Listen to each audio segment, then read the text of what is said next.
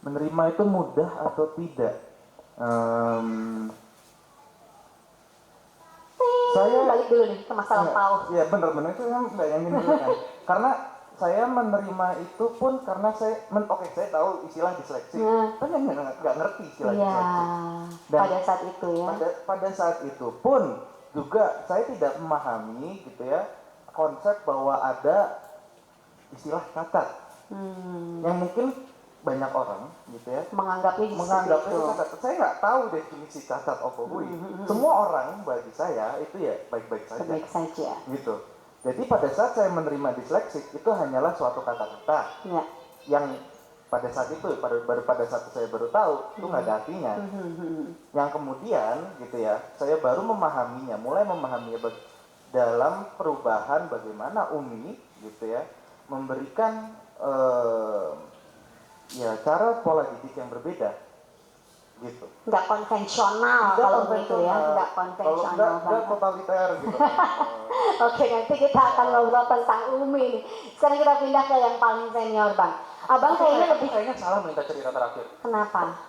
Yang ini cerita inspiratif aku kayak ya Allah kok ceritaku kayak bosen ya. Tapi abang yang paling kecil ketahuannya bener nggak? Karena usianya udah SMP. Ini kan udah SD.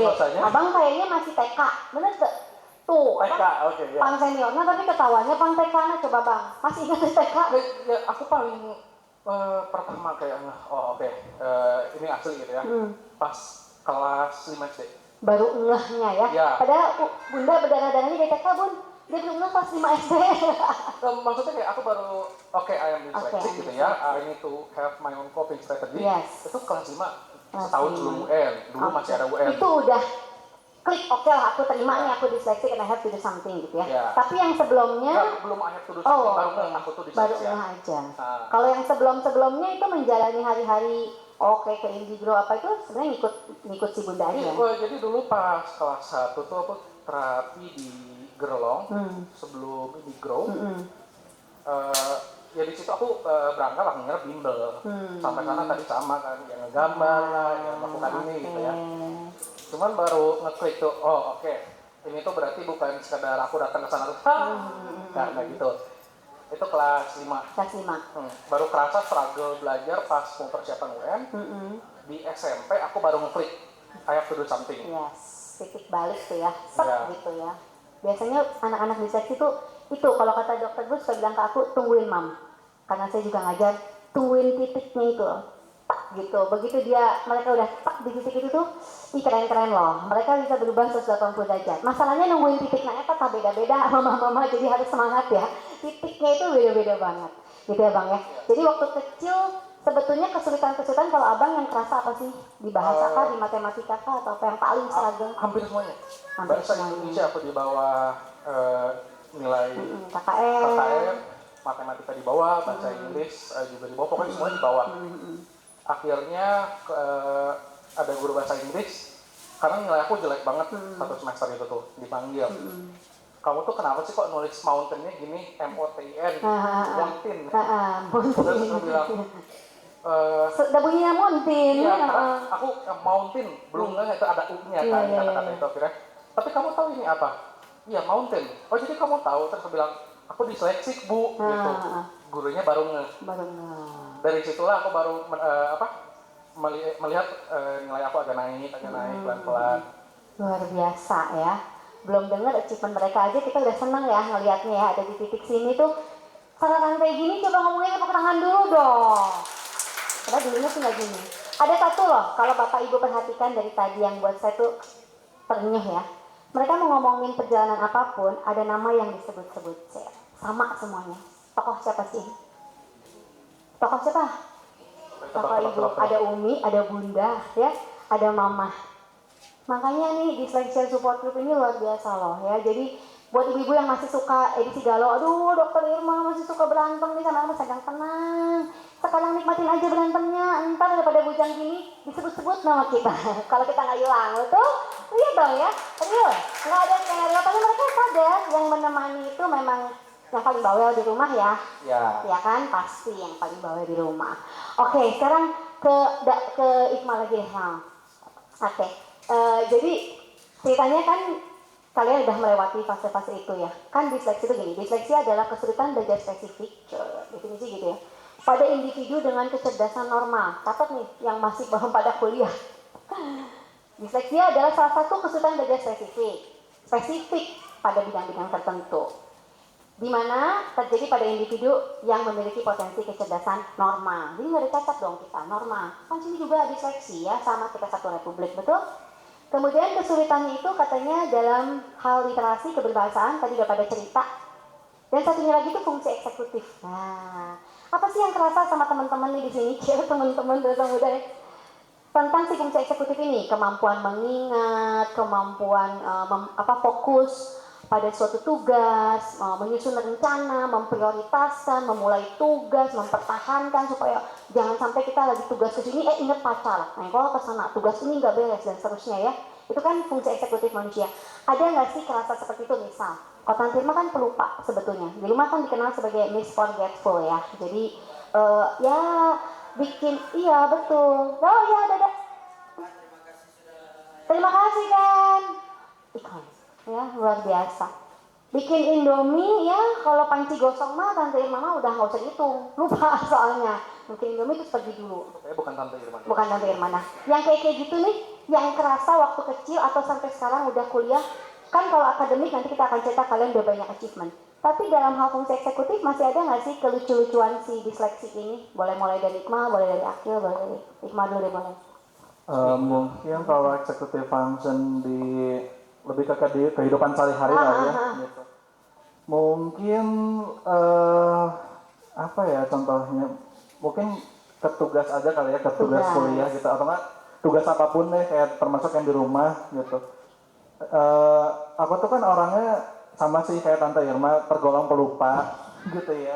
Walaupun kesalahannya banyak ya? Ya, karena banyak banget to-do list gitu. Jadi paling yang aku lakuin kalau di situasi banyak yang kayak di situasi yang kayak gitu tuh, ya biasanya dibuat list, entah itu diketik di HP atau ditulis gitu ya.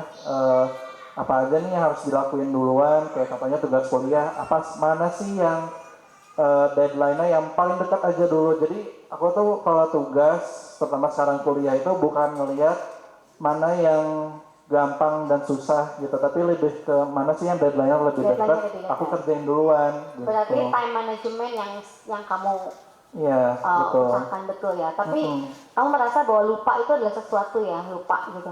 Iya, kesel sih jujur, kesel memang. Tapi hebat udah nemuin coping strateginya. Dan waktu kita masih sama-sama belajar sama Iqmal di SMP SMA itu, Iqmal termasuk, saya bilang kok rajin banget ya ini cowok, tapi memang to-do list itu di kamar tuh ya, di tembok banyak tempelan gitu, jadi self remindernya banyak. Nah itu juga ya salah satu yang mungkin Bapak Ibu harus latih pada anak-anak untuk mendapatkan coping strategi terhadap apa yang mereka sulit. Nah kalau udah dapat yang klik-klik gitu tuh emang enak banget gitu. Kita tuh jadi terapis juga santai gitu ya. Jadi working memory yang paling challenging, tapi making plan segala macamnya sih sebetulnya udah cukup oke ya. Kalau Akil apa Akil? Yang gitu-gitu ya, yang bumbu-bumbu kelucuan disleksi selain bahasa nih ya. Ini mungkin menariknya adalah sangat sepele, tapi sangat signifikan ya dampaknya. Bukan karena pada saat di kuliah gitu ya, yang ternyata yang membuat masalah besar itu bukan mata kuliah dan bagaimana perjalanan karena memang ternyata gitu di antropologi budaya itu entah mengapa gitu pola pikirnya tuh klop gitu ya. Tetapi yang justru itu sangat challenging sekali itu mengingat nama. Mengingat nama. Kosela. Selalu saya mengingat nama. Aku setuju sama itu. Satu geng ya. Makanya tunggu tes dulu dong kita tos. Makanya Tante Irma nih susah ya kalau diajak reuni, mendingan gak usah datang, malu dibully sama temen karena nggak inget sama nama-nama teman SMP, SMA tuh tahu aja nggak tahu nama. Karena nama itu berurusan, kita harus tahu dulu nama ini berurusan dengan norma gitu. Bukan inget ya. Norma gitu. Karena pada saat saya tidak mengingat nama, berarti mereka akan menganggap diri saya itu tidak menghargai mereka. Makanya kita jadinya cemas kalau pas ditanya terus kita, aduh namanya itu siapa ya? Gitu. Nah, coping strategi apa? Ada dua nih. pertama pakai notebook, makanya saya pakai bawa notebook. Oh, Lalu oke. Nama saya tapi masih dicatat itu ya. Oke, alhamdulillah. kalau di Antro kita bisa mengatakannya sebagai field notes gitu. Nah, oke. Itu ada di antropologi itu punya tradisi di mana penelitinya itu selalu membawa notebook kecil namanya buku monyet gitu kan. Dan di sana penelitinya akan mencatat apapun yang ada di depan matanya dan apa yang membuat mereka tuh teranehkan, liar gitu ya. Dan itu yang kemudian bagi saya itu adalah metode yang menarik sekali dan pun juga relevan dengan apa yang diceritakan dan didarmakan ke diri saya dari Umi gitu. Apapun dicatat gitu kan. Dan itu pas banget pada saat saya masuk ke Antro tuh, wih ternyata sama juga gitu, cocok gitu kan. Sama dua untuk mengingat nama, nanya IG-nya, Instagram. Maaf, Instagramnya aku udah follow belum? Enggak repot loh, coba deh. Jadi kayak gini, ada temen nih, gitu ya kan. Lupa nama nih, padahal deket. Maaf banget, IG ku kemarin dihack. Aku boleh lihat IG-mu nggak gitu? Biasanya ada namanya. Ya. Namamu aneh ya? Biasanya, lu kan nama kan ini. Dikasih tahu namanya tanpa perlu kita strategi ya. Strateginya gitu. Pintar benar. Jadi tetap gitu disleksik gitu ya, itu memang mungkin punya keunikan di situ ya. Challenge kalau bagi saya, challenge-nya itu adalah memahami norma dan etika di suatu komunitas, suatu lingkungan, gitu. Yang akhirnya apa gitu? Yang akhirnya membuat musuh gitu kan? Ya. Saya nggak walaupun kita nggak niat sebetulnya. Mungkin nggak ekstrim musuh, tapi membuat tidak enak aja gitu akhirnya. Dalam lingkungan ya. Dalam lingkungan tersebut. Nah akhirnya apa? Akhirnya membutuhkan coping strategi dan kemudian gitu ya juga. Jadi penting juga seminar-seminar seperti ini gitu untuk mendarmakan apa itu disleksi. Betul bang. Kalau abang apa yang paling? Berarti dua masih tetap ya dok sesuai teori nih, working memory itu emang yang paling challenging ya salah satu ya, walaupun mungkin seiring waktu itu membaik gitu, tapi tetap jadi signature kita-kitanya. Abang apa bang? Aku kayaknya semuanya. Dari angka dan tulisan yang ngapung, lupa nama, lupa waktu. Ngapung bener, memang ngapung bang? Sebenarnya bukan ngapung, jadi kalau kayak bergerak-gerak gitu tulisan? Ya, jadi kalau ngebaca tuh kadang-kadang kalau 4 paragraf, karena paragraf yang ini kayak hilang aja dari ininya. Itu dalam hal literasi ya. Terus kalau... Dan ini paling problematik pas kemarin bikin paper. Nggak ngapung ya? Iya kan harusnya. Ngapung tuh terbang ya Bapak Ibu, bisi Romi ini daerah Jawa Barat. Terbang-terbangan hurufnya terbang gitu ya. Katanya huruf-hurufnya gitu. Ya, dan ini paling problematik pas kemarin aku bikin paper. Aku harus baca 50 referensi paper, satu paper itu ada yang 6 halaman, oke lah. Ada yang 20, nah itu udah aku masalah. Salam ya kan. Terima juga kalau disuruh baca paper sama dokter ya, terus kalau nge-WA ke Bunda, ini loh, ada dinamika lucu sama Bunda. Oke. Aku kalau nge-WA terus typo, Bunda nggak nanya ini apa, udah tahu typonya ini apa. Saking kan sering aku bahasa typo. kolbu, namanya bahasa kolbu. Kadang kita belum ngetik aja Bunda udah tahu kok. Kamu pasti typing Bunda udah minta duit ya pasti kan. Typing, aduh salah waktu edit koreksi Bunda, oh oke, udah ngerti gitu. Itulah hebatnya Bunda-Bunda, tepuk tangan dulu dong buat Bunda-Bunda. Dan ini bukan sama anak kuliah ya. Kalau saya lagi ngobrol sama Bunda-Bunda yang masih pegang anak disleksi di usia 3, 4, 5. Kalau saya bilang, Mah, Pah, atau Mama, bicaranya udah bisa dimengerti. Oh udah dok. Yang bisa mengerti mama? Iya. Kalau papa? Oh kalau dia nanya mah, itu nama maksudnya. Nah berarti belum. Mamanya mah pakai bahasa kolbu ya. Kebayang itu usia 3, 4. Jadi kalau udah usia gini mama mah telepati bang udah. Ya. Udah mah bener. Langsung nggak harus di tempat yang sama gitu. Ngelihat ini tulisan saja udah awal. Tahu maksudnya gitu ya. Tapi kalau pelupa termasuk bang? Pelupa iya. Strateginya apa kalau dia kan banyak apa tuh tadi tempelan ya. Tergantung. Akil punya buku yang dibawa. Tergantung, kalau misalkan kayak soal nama, aku pakai notebook di HP. Kalau misalkan untuk akademis ini agak sulit. Kalau untuk yang akademis biasanya adalah aku nanya ke teman terus. Kemarin belajar apa sih gitu. Jadi nanya, kemarin kamu sekolah, tapi kan aku nanya kemarin. Iya, karena maksudnya sebagai mahasiswa tuh kita dituntut untuk bisa semuanya ya. Jadi kadang-kadang lupa kemarin belajar ini, hari belajar ini, nggak ada hubungannya terus lupa gitu ya. Terus nanya, minggu kemarin belajar apa sih yang ini? Keywordnya aja gini, oh kayak ingat gitu. Jadi tinggal menghafal. Kalau karena emang dari teknik komputer banyak matematika, tinggal nanya nama rumusnya apa, dari skimming ulang, oke ingat. Oke, luar biasa ya, tepuk tangan dulu dong. Kalau udah ketemu coping strategi itu pada asik ya. Jadi ketiga bujang di sini ada pada masanya mereka memang bingung mungkin ya dengan si namanya Republik Disleksi apa sih, kita tiba-tiba si Umi, si Bunda, si Mama ini ribut dengan disleksi. Pasti mereka melalui masa-masa di mana mereka harus belajar menerima itu ya dan berjuang ya, semuanya berjuang, belajar dengan cara remedial dan seterusnya. Sampai akhirnya mereka ada pada titik klik, oke, we have to do something. Dan biasanya nih kalau udah we have to do something, emang si strategi itu pada ketemu sendiri. Gitu ya, si ini strateginya apa, si ini apa, si ini apa. Jadi masing-masing itu pada punya strateginya sendiri ya, gitu. Dan akhirnya nih singkat cerita kita fast forward, istilahnya abang tadi bener fast forward. Nah, anak-anak sekarang nyebutnya fast forward. Mereka ini udah sekarang kuliah ya, semester 5, semester 7, bahkan semester 8 sudah selesai ya. Dan udah sampai ke titik punya target karena mereka punya mimpi gitu. Nah kalau berbicara tentang ini nih, Tante Irma boleh tahu nggak sih sepanjang usia 20-an ini achievement terbesar kalian apa? Yang kalian rasa oke, ini dari yang pernah aku mimpiin ya, kemudian kayaknya aku achieve ini gitu ya, gitu.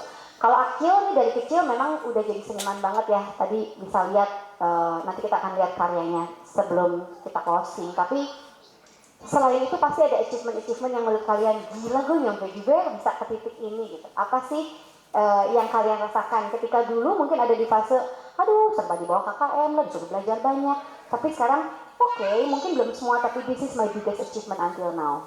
Boleh dari siapa dulu? Dari sinilah gantian atau Mr. Bosan.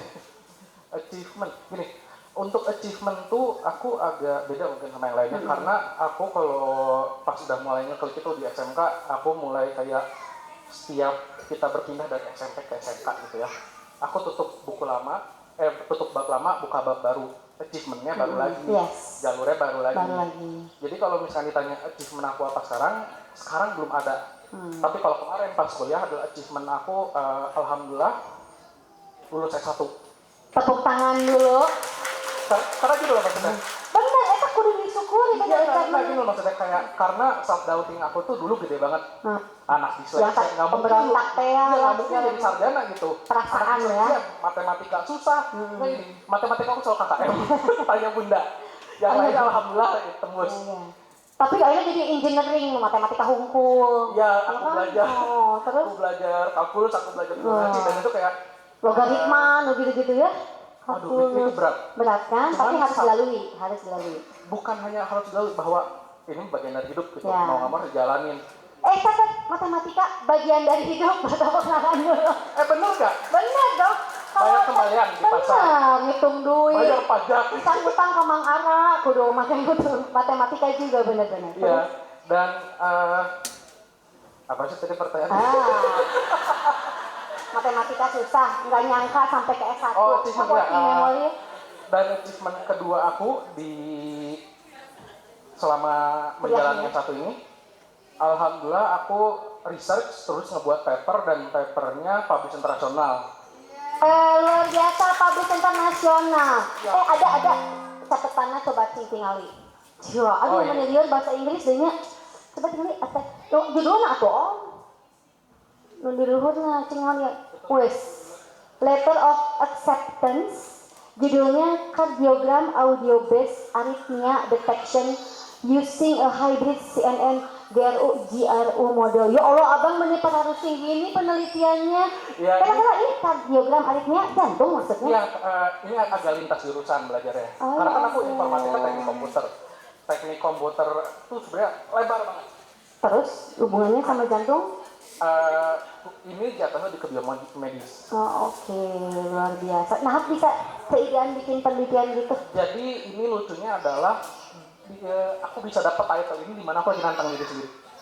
Karena kan aku udah bisa ini. Dan waktu itu aku lagi struggle belajar tentang sistem intelligence. Sistem intelligence itu machine learning, kayak contoh machine learning itu adalah Google Map, itu salah satunya. Alhamdulillah, terus Google Map juga. Oke, terus AI, ChatGPT, Gemini, alhamdulillah, pusing pakai AI juga. Nah, itu yang aku lagi struggle banget, karena kan lagi uprising juga, dan aku mau belajar tentang ini. Jadi akhirnya CNN atau GRU itu nama metode belajarnya suatu komputer. Oke. Kayak anak disleksia kan ada metode belajar macam-macam ya. Buat si AI-nya ini. Jadi gini, kita ngebayangin AI itu adalah kayak orang dewasa tapi otaknya kopong. Kalau kita kewel dia nggak ngerespon, kita jatuhin dia nggak ngerespon.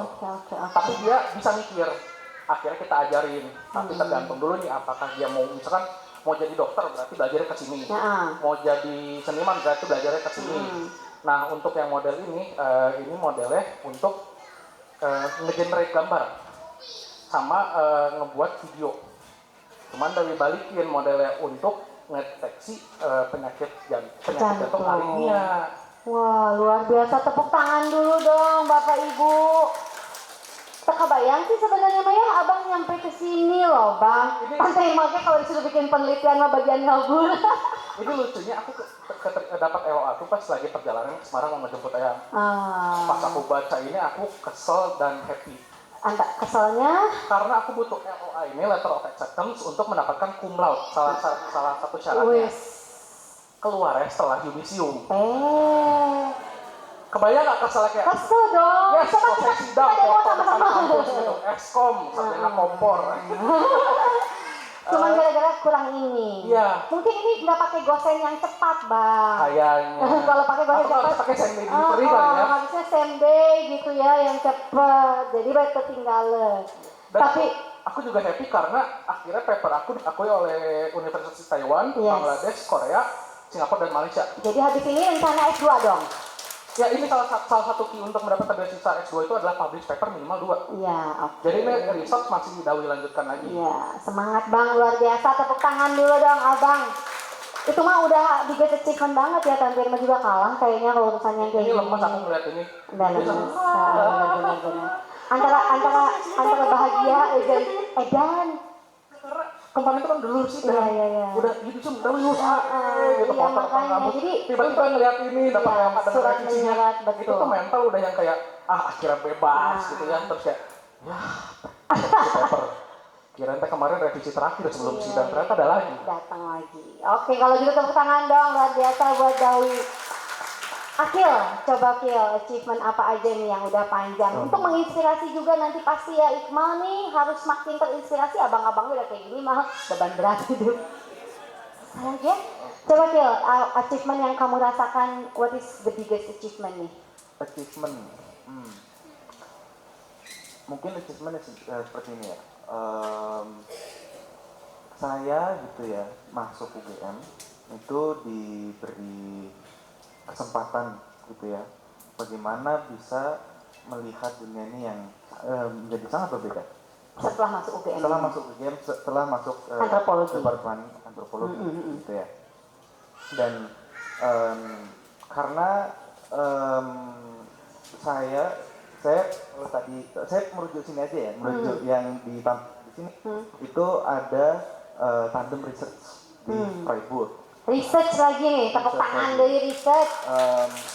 Kalau itu Jerman kan maksudnya? Jerman. Karena penelitian saya itu membahas mengenai urban future making. Apa? Urban future making. Urban future making. Dan saya mengambil tema hopes and practices in the contestation of the future. In the Imbak New Development gitu ya. Jadi pokoknya simpelnya gini ya. Simpel ya benar-benar. Simpelnya. Kita bukan bahas skripsiku kok. Iya gitu dong. kan. Oke, coba. Kita bahas mengenai yang simpel aja ya. Simpelnya gini. Biasanya gitu ya. Yang kita kan orang-orang dunia ketiga. Ya kan? Kita adalah orang-orang dunia ketiga. Yang biasanya diteliti adalah orang-orang dunia ketiga. Tetapi dalam program ini kita dituntut untuk bagaimana jika orang-orang dunia ketiga yang meneliti orang-orang dunia pertama. Akhirnya apa? Akhirnya saya melakukan cultural comparison dengan kultur. Perbandingan kultural dan studi komparasi mengenai budaya-budaya Oriental dengan mereka dan bagaimana sistem organisasi itu antara kita dunia ketiga dan dengan dunia dunia ketiga. Dan aku meneliti mengenai suatu kelompok yang memang yang alternatif ya, di mana mereka ya sebenarnya juga sama gitu, bahwa di antara organisasi ada organisasi yang memang tidak melulu harus ada pemimpinnya dan ada strukturnya, seperti yang terjadi di sini kan gitu, bahwa seperti dibilang gitu ada bisa loh gitu acara tuh jalan tanpa ada organisasi yang struktural sekali gitu kan. Akhirnya yang saya bahas itu gitu ya. Tetapi yang apa hubungannya dengan seni gitu kan, dengan dengan seni itu ya. Saya akhirnya terbuka gitu dengan pemikiran bahwa kita tuh punya ilmu yang kita sebagai orang Indonesia gitu, sebagai orang Jawa atau orang Sunda, orang-orang Ilongot dari Filipina gitu ya, atau orang dari Madagaskar punya sistem pemikiran yang unik dan sesuai dan relevan dengan kondisi lingkungan yang ada di sana gitu. Dan akhirnya apa gitu ya? Akhirnya saya mau saat ini juga lagi jadi menulis skripsi sama menulis artikel saat ini membahas mengenai sistem pengorganisasian atau kuratorial